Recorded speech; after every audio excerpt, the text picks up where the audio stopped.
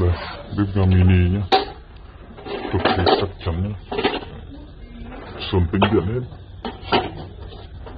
dày dặn, sản phẩm dày dặn, đóng hộp nhé, đóng hộp rất cẩn thận.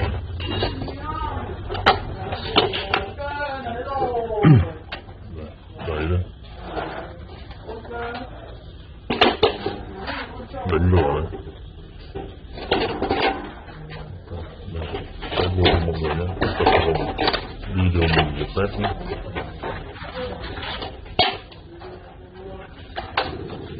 Đây, ngọn lửa này, rất khỏe nhé.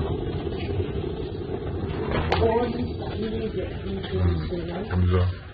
Ôi như thế nào chị. Rất khỏe nhé. Ok, sản phẩm không bao gồm bình ga đâu nhé.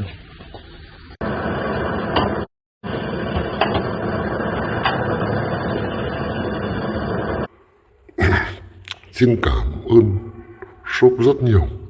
Bếp ga rất đẹp, rất hữu ích. Lần sau lại tiếp tục mua cho shop lần nữa.